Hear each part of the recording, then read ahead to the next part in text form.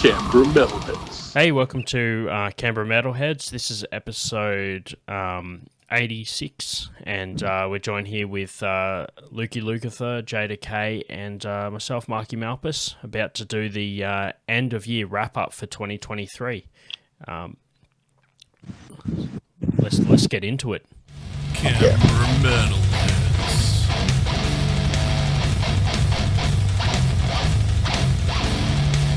I'm finishing it out with Lucy and Slats. That's they were bangers, bro. Yeah, so I was glad to finally get some get a couple of interviews out there. I mean, I'm a numbers guy. I like to have like a good round amount of episodes within the year. So if I think 2020 we had like 5, and then 2021 we got a few more, and then this year I think this is like episode 12 for the year, or 10. So it means that we're slowly creeping up the scale. I think as far as, speaking of numbers, the aside from the interview I did with Skitsy from Damaged, the interview I did with Lucy's the highest viewed episode, at least on YouTube. However, the interactions are pretty crazy on the Lucy one. So I think it's because everyone just hasn't had a lot of content until lately, so they're sort of binging on the last couple episodes for the year. So it's been good. Yeah, fuck yeah. So we got and the cool thing was, like, for anyone that doesn't know why, I think I mentioned it in the interview, but basically what happened was, I interviewed Lucy first, and I was like, do you want to stick around and like do a joint interview with Slats as well? And I didn't realize this until we did it, but Slats used to buy magazines and shit with Lucy in it when he was getting into metal. And so like midway through the interview, they just kind of have this moment where they're just chatting about like, oh man, I used to buy your shit when I was younger and stuff. And I just basically sat back and like let the interview take itself after that for a little while. Yeah, nice. So yeah, it went really good. Also being both bass players, and to tie it back to Skitsy as well, they have Skitsy as a mutual friend, being the drummer from King Parrot before, and then also Lucy touring with them. Yeah. So yeah, pretty good combo, and especially too from like two different like generations of like Aussie metal. You know, they're like not separated by a big age bracket, but like, you know, makes for some fucking cool conversation and content, I guess, in that interview. You're hearing it from, you know, both sides. Yeah, that's it. Yeah, that's the one. So what about you guys? How's the year shaped up on for everybody else? Yeah, like it's like a quiet front for us this year, because we only did one gig. It was our first gig back in fucking 2 years, and that was Heathen Fest. First gig back in 10 years is our biggest gig we've ever done with the amount of bands. First big gig that we've organised as Metalheads at the basement and not on like South Coast like home ground. Mm-hmm. So yeah, but no, that was cool. It's definitely like a different environment for gigs at the moment. So like post and with shit sort of like people coming back out to gigs and stuff again, it's like a different fucking kettle of fish. But yeah, it's fucking good. Other than that, man, like I've been pretty quiet. We moved from Goulburn back down to Bateman's Bay. Took up a whole heap more hobbies that I don't need to fucking take up. Collected a shitload of fucking records, man. I had to move, and when I moved, I was like, holy fuck, I've got like fucking 900 records, 3,000 CDs, and a couple hundred cassettes. Like, fuck me. Like, contacting people and being like, yo, do you make a CD case that'll hold 1,000 plus CDs? And like, even like DJ suppliers were like, how many fucking CDs are you trying to transport, man? Heaps. Like, when record places are like, yeah, no, we don't make shit that big. Like, fucking, It's like when they're like contacting you saying like, have you ever heard of Spotify? It's like, yeah, fuck that, man. Yeah. I can't rest my coffee on top of a fucking Spotify. You shouldn't be resting it on your CDs either, you fuck. Ever brought a shit CD, man? You ever just get a fucking CD that's got shit all like fucking coffee spilled on it? Well, someone has to do it. Yeah, man. That's it. I'm that guy. Nah, I never do that. But anyway, yeah. But other than that, man, like it's fucking opened up the pathways to see what's available next year and shit. So Yeah, good stuff. Yeah, there's some pretty big gigs circling around. It's weird, like some bands don't seem to be keen to. We didn't get any sidewave stuff from Good Things, which is like a bit of a bummer. Like, but in Canberra. in Canberra anyway. Yeah, Sydney got all of it. So yeah, so I think things are still like opening up. It's kind of shit to still be sort of saying like, oh, things are getting back, but they are like they're not back. Nothing's 100% bounced back, and you got like a bunch of things coming in Feb, man. Like Unearthed, Under Oath, and all that hardcore wave is coming back. fucking that like hardcore metalcore like wave, you notice there's been a big boost in that lately. A lot of old bands coming out of the woodwork doing tours and shit again. A lot of like old like Australian bands jumping back in it on it as well, which has been fucking sick. Yeah. It's like reliving high school all over again. Yeah, and also like speaking of reliving high school, and bands coming through. We were kind of chatting about this before the show, but I want any listeners to think back so Anvil's playing at the Basement on the 21st of Feb. Like we're saying, a couple of big gigs in Feb, and I remember seeing like the Story of Anvil DVD where they're just talking. It's just like it's literally the story of how things can go to shit when you try and tour like through Europe and stuff if you don't like pre-plan it. There's like I don't know if you remember, but there's that scene where the dude tries to pay him in goulash. Yeah. And Lips is just like, I don't want fucking goulash, man. I want money. Yeah, there's they play that show in Tokyo and the guy just doesn't pay him. He just leaves the venue because there was like one guy showed up for the show. Yeah. Like, yeah, that's rough, man. Like that's, I think like any musician can say like that's your fear of like is your hobby livable when you're at that point, you know, like it definitely makes it hard. That's why you always go with reliable promoters, right? Yeah. Never book a tour with an unreliable promoter, and always vet them. Never book with someone that you haven't vetted. That's true. You got to do that. That's that word of mouth thing, man. Again, what I've always said to Lukey and the boys, you guys do well, and you work hard at keeping that name, man. Yeah, man. It's like it just goes out on like I treat it how I would treat like guests in my house, just extending hospitality. Like, fuck, this band's traveling. Are they going to want accommodation? Am I paying them enough to fucking pay for their travel? Like, is everyone comfortable? Are they going to want beers after they play? Like, just shit like that, man. And then to find out other promoters aren't doing it, I'm like, fuck, am I going too far? But then, fuck it, man. If I'm setting a high standard, then I'm only setting it for myself and better. Retain the bar, bro. That's that that leads down to other promoters that do similar things, man. Like I did Metal in the Mountains, and that one was done put together by Chris and Lacquer. What up, Liz? And that was awesome, man. Like they run it the same as the Metalheads style stuff. Like they just make sure everyone gets paid, everyone's sorted, everyone's happy. And I just did comedy there, and they treated me as if I was, you know, one of the actual talented people on the show. So yeah, man. We've had As Flesh on one of our bills before. We had him on a Blaze back in whatever that was, 2018. And that was cool working with them guys too, because like they knew what was up. They knew like what we were able to do and offer. Like it's very rarely you come past a band where they sometimes they ask like a little bit too much, and you're like, I don't want to be the shit cunt for saying like, sorry man, like it's just unfortunately not within my means to why.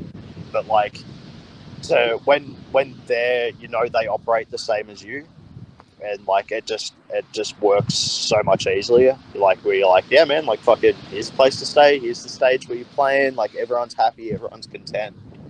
Yeah man. Yeah, that's it. How was that gig, by the way? Dude, so good. It was really good. Nicolas Cage Fighter, that's the first time I've ever seen them. They fucking killed at the end, man. They closed at the end of the night, man, and it was so fucking good. There was a couple, like Christ Dismembered always does good. Cucklord making a little fucking special guest appearance. Dude, fucking... So Aiden messaged me after and said that, like, him and his partner were both frothing my comedy, but they just never got a chance to tell me. But he, like, went out of his way to, like, fucking message me the next day to, like, make sure I didn't go away from that not knowing that he liked it. Yeah, he's such a fucking... It was pretty wild. There was, like, a couple of, like, rowdy fellas there near where the stage was. So, like, that I was just doing crowd work with them and shit, and they were loving it.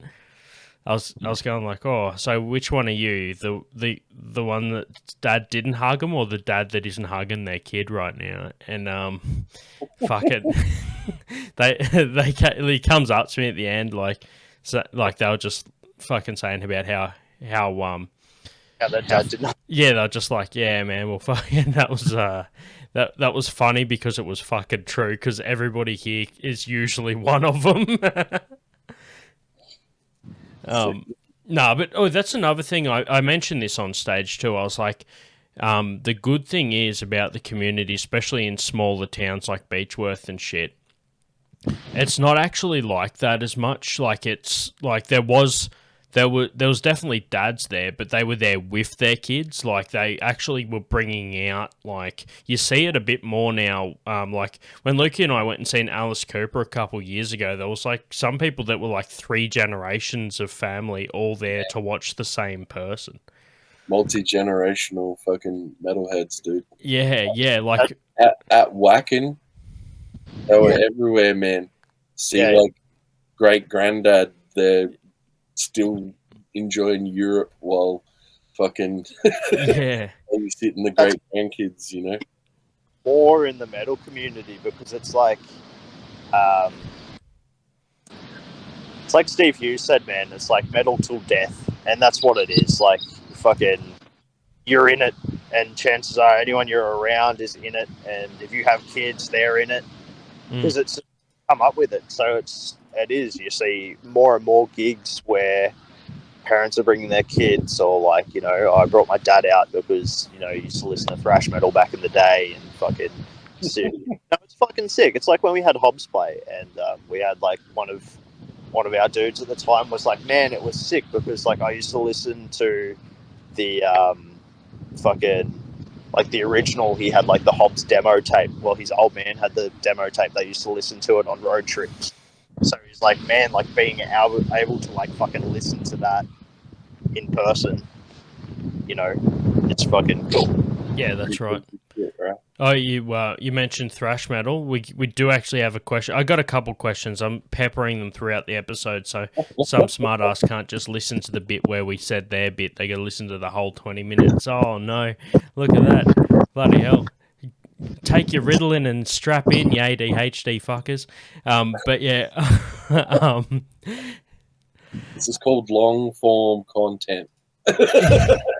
Yeah, 20 minutes of marathon. So yeah, thoughts on thrash metal. Let's go JDK first. Only old school Sepultura is true thrash metal. But like, man, I love thrash metal.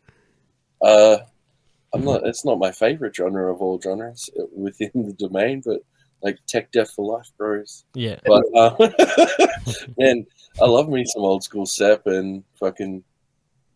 I was never into Metallica as much, but I played in a Metallica band for like cover band for like 5 years, man. Covered every single Metallica song there was. Yeah, yeah. Fucking fuck Metallica, but anyway, they're doing a better job of fucking themselves. Have you heard that new song? Oh my god! Like, I was listening to it with a friends the other day. I was listening to it with Scotty the other day, and he was like, "What is it about this song? Like, there's something in this song that isn't right." And it's fucking Lars's cymbal. One cymbal in there that just doesn't need to be in there, but it's every like 4th or 5th count. And I'm like, dude, if you just cut that out, it'd just be like a nice, like, good drum rhythm. Yeah. But that cuts it in half every like fucking 5 seconds is just like fucking this cymbal. I was like, man, what? It's like they're deliberately doing it. It's like, all right, everyone's over the snare drum. We got to find another thing that'll keep everyone talking about it. That symbol to that song is what the dog barking in your camera is for this podcast. Yeah. Oh, man. The hellhounds, they never leave you alone. No, it's one of those things where it's like, no, honestly, oh no, they probably just didn't pay their studio fee, so they left the click track in there.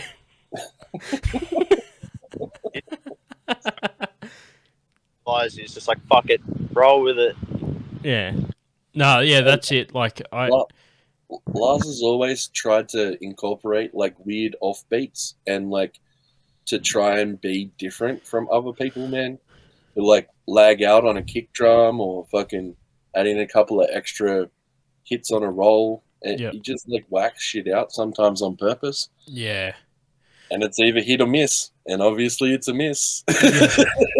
Yeah, he only hits half the swings he makes on the drums. Insert ba-boom ching. But off time. Yeah, just every second beat. Boom ching.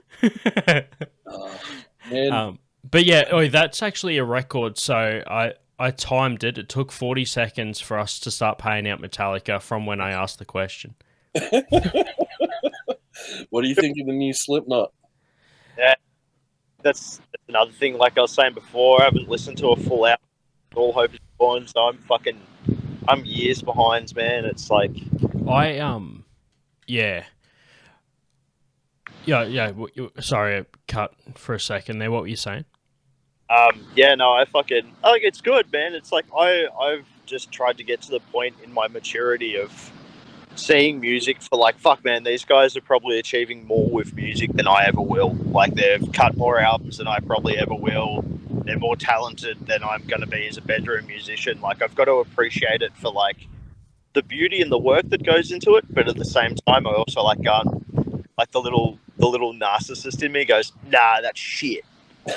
And they're like, you know, fucking gold and platinum awarded fucking artists, and I'm like me in my bedroom with my fucking tape deck going, nah, that real shit. Fucking like, coffee stained CDs. Yeah. But yeah, no, it's like, I don't know, I think it's just like that thing that the old man always talked about with music, where he's like, you're going to realize that like you're in your 20s, your 30s, your 40s, listening to the same people you're listening to when they were 20, 30, and 40, but now they're like, you're in your 40s and they're 80, and they're still like, the old man listening to like Black Sabbath is just like, fucking hell, these cunts are still alive and they're still making music. And he's like, oh, it's different than it was. And like, yeah, it was just like 40 years ago, man. Like, you're talking about 40 years ago and you want it to sound the same. Yeah, I was listening to a good podcast the other day, and they were talking about how like would Dio's still sound the same? Like, would he still be able to hold those crazy notes and shit? What's your thoughts on that? Muscle memories, And like, as a classically trained vocalist, man, he's trained to hold them notes. So I reckon so. If not matured a little bit, it'd be like Dickinson. You know, he's still hitting them fucking notes. Yeah. Well, it's actually another point as well. I shared it on the page for anyone that follows it, but I listened to a good interview with Corey Taylor. And because it was his birthday, I shared it, and I was like, yeah, it's a fucking decent interview, because he was talking about early Slipknot. He had to learn how to sing so he didn't fuck his voice long term. Yeah. And hear that in his vocal styles, like especially when he stepped away from Slipknot a little bit, so it focused on them 3 Stone Sour albums, and he came back to Slipknot, and it's like he went from this aggressive, like yelling, you know, very early thousands metal style to something coming away from like Stone Sour that was a lot more polished, where his vocals were at the end of it like cleaner and crisper.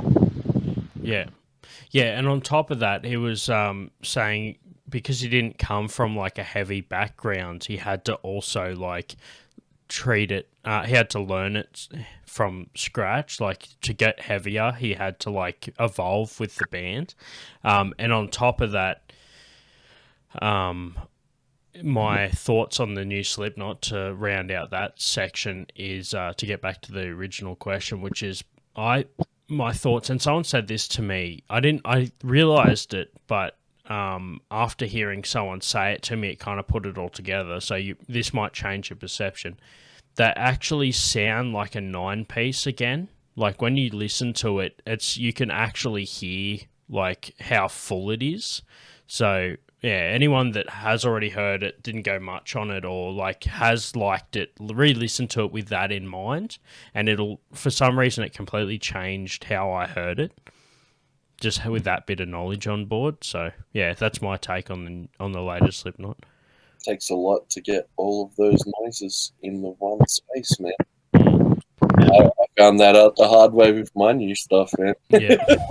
Trying to get all them things to sit nice and play nice, it's hard. I'm happy. Like, how many like channels are you running? Like how many segmented sections are you running in some of that pasta? Man, it's a 128-piece orchestra. It's 7-piece band and 2 30-piece choir. Fuck yeah, dude. One for every one of Scotty's personalities, dude. There's a vocal track for every one of Scotty's personalities here. Definitely poked him with the stick. And, yeah. One for every eye roll. Yeah. Yeah. Oh fuck! I just shit on the one person that might actually be listening to this. Hi, Scotty. Oh fuck! He probably got to 15 and gave up when we started talking shit about Metallica. Yeah. You see the Pantera reunion? Yeah. That's a fucking heated topic. That big time. I remember when it got announced, and I was like, man, people have got to be happy about that. And jumping on socials and being like, people aren't happy about that. Like, no. Who cares in between, you know? Like, I think what I liked, what people were saying from like a level-headed point of view, and I can see it from both sides, you know. But as people were saying, it gives people a chance, like people like me who got into metal, like started listening to metal sort of like 05, 06, sort of well and truly after the chances of there being, you know, after Dimebag got shot and stuff, was like, there was no chance of that. So this gives like that person like me a chance to sort of kind of see it within their lifetime, you know, like there's still a chance of seeing a Pantera-esque band that isn't, you know, a cover band, you know, it's still got some of the original members. And then there are people that are just like, nah, no Vinny, no Dime, no Pantera, you know, it's like... Yeah, I don't know. I mean, I honestly, dude, and I think I'm a bit like this when it comes to... I'm a bit the same with Jada K when it comes to like listening to cover bands. I've heard so many fucking cover bands. I'm actually kind of glad that there, at least like you said, is a couple of original members. Like I've heard so many people cover so many different bands. I kind of appreciate like still hearing a band for as much of what it was originally as possible. Yeah, definitely. Like, And like, you'll never get the sounds that the original members, the people that actually wrote that music, are gonna get. You could be world's best cover band, and it's not going to be the same, man. Like, I've heard, like, working in the music shop, I've heard people that were like fucking crash hot guitarists in person, easily some of the best guitarists I've ever seen play a fucking guitar. But they'll cover a song, they'll cover a Metallica song, you know, and they're no James Hetfield, they're no Kirk. They'll cover a Pantera song, no Dime, you know, and they'll be doing the dive bombs and the pinch harmonics and shit, and it's just like, it's just not the fucking same, man, you know, like. Man. Zach was close, man. Close. You can still hear the difference, man. Closest stand-in I think you'll ever get. Oi, but also you can't discount how fucking good Zach is too. Oh man, that wasn't. I know bad. You're not, but I'm just saying, he was pretty close, man. I was judging it because I'm like, I wonder how Zachy Boy's going to go with it, and fucking I'm watching it, he's close. But like I think people giving like the new Pantera shit are actually shitting on Zach a little bit, because like I feel like if I like, just in my mind, if I had to choose one person, I don't think there's anyone that's a better fit for it than Zach. Yeah, well, that was the point of putting him on. Yeah, and the only reason why they got the permission, right? Because of Zach being Zach. That's the only way they made that happen. But well, they've been tossing the idea for ages, man. I remember back in 2012, it was like, I think Phil flagged the idea and it got shut down pretty quick by Vinny. Supposedly this is just going off like Loudwire and Metal Injection, fucking all that shit.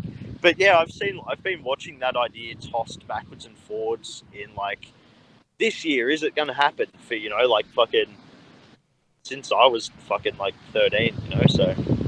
Yeah, for the audio listeners, Luke is currently in a fucking hurricane. I don't know how the fuck he's managing to still interview, but he's doing pretty well. Yeah, fucking, yeah, it's pretty rough today, fellas. Fucking. Oh no, look at him, poor bastard. Terrible. Yeah, no, it's windy as fuck, but so I think of all, I'm going to say the coolest shit I've ever said in a podcast today, and it's going to get cut out by wind. It's just going to be a grindcore vocal soundtrack. Yeah. All right. So let's just burn through the last couple of questions. So basically, people have asked, will there be a part 2 of the Armored Angel podcast? Yes. We're planning on doing a part 2. I spoke to Lucy. Is really happy with the last one, and definitely thinks that there's more on the table as far as questions and topics to talk about. So Lucy's keen to do another one. So yeah, we're G'ing that up for. I'd like to do it in person. So it's just a matter of when I'm when I'm in the area again. But we'll we're keen. And Lucy's keen, so we're just a matter of timing now. Yeah. And also it gives everyone a bit of time to watch the episode and submit any questions or anything that they might want us to ask. So that's one thing. Is there new merch coming out? Well, I have no hoodies left, so the idea was I'd like to get a new batch of hoodies coming through, but at the moment I'm tossing up, do I want to get... or do we want to get a alternate design from the original Canberra Matalheads, maybe incorporate it with something else? So that's the other thing. We'll just keep your eyes out in the winter seasons for a new batch of hoodies to come out, because I get asked. I've probably got about 20 people noted down for to be told when we get a new batch of hoodies in, which is a good problem to have. And some of those are multiples, like someone will be like, I need to buy one for me and one for my partner so they don't keep taking fucking mine. Or I'll just go through and buy like 5 of the one thing because I'll wear it once and then put it down and forget about it and then just go grab another one. Yeah, that's right. As far as... Wash shorts, because I was just like, I need another pair. Yeah. Fuck it. Washing once a month, but I want to remnant shorts every day of the month. That's it. Well, actually, I thought I had about 20 moss shorts left. Speaking of moss shorts, I've got 16, so buy them while you can. And one of them is a small, so that's reserved exclusively for Danny DeVito if he wants any, but anyone else, if you want moss shorts, we got XLs and 2XLs. That's the only sizes we have left, which is a good problem to have because a lot of the time the sizes that are left are like the random ones, but luckily we had a pretty good spread on sizes, so it's only only XLs and 2XLs, which is good. So you'll see a link in the description for the eBay store to buy those. And then finally, do we have any interviews lined up for who do we want to interview in 2023? Well, I want to get that second Armored Angel interview done. We spoke already about that, but there's a couple of bigger bands coming through Canberra that are already announced. I don't want to sort of get anyone's hopes up, so I'm not going to say what I've got in the books for the moment, but just expect that, like, if there's a band coming through Canberra that doesn't often travel here or they're international, I will always at least send an email to see if I can get them to interview them. And then, but you guys can change that. Do you want to know how the viewers can change that? They can share the fucking episode so that when someone checks out the channel to see how many views we got, it's not fucking 6 views or 8 views. They look at it and they're like, hang on, these fucking guys have got like 400 views on their last episode. Well, maybe we will interview them. Mind you, having said that, consistent hundreds of views for the last couple of episodes. So I think launching the YouTube and giving everyone some video content has really helped that. So cheers everyone that either watches on YouTube or shares the stuff. The people that are doing both, man, as I said, we're lucky to have like some pretty hardcore committed fans of, considering we started as a promotion company, to have people that are fucking following what we're doing as a promotion company. Like, even as a promoter, I can only think of about like 3 promoters I follow personally. So to have people like following our shit for our content, that's fucking sick. Yeah. Sharing it. Yeah. But that's all of our questions, and that's pretty much all of our time. Let's that's pretty much all from me. What do you guys think? Are you guys thinking of anything keen for next year that you're keen on for next year? There's a few gigs coming up, and we got Mayhem in January, so like, you know, that's my fucking all-time favorite band, so that's my birthday gift to myself. Going up Sydney? Yeah, Sydney, a few mates going up for that. Possibly looking into the aspect of doing some more gigs along the track.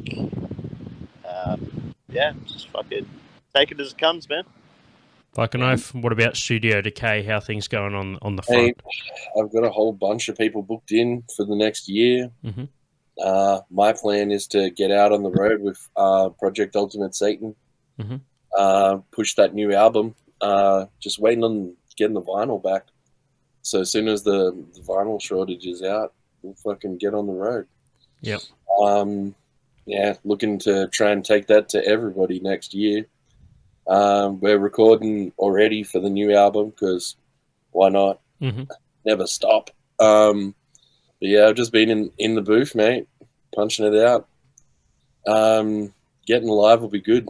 Try and do some on the road recordings and vlogs, and get Marky to call in. I'll call in from the road, mate. And get some virtual tours, do some parties or something. Yeah, mad. That's sick.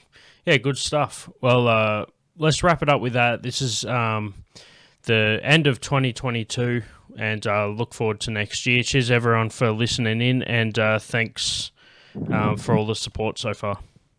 Yeah, fuck yeah, man. Stay metal. Cheers. Canberra Matalheads.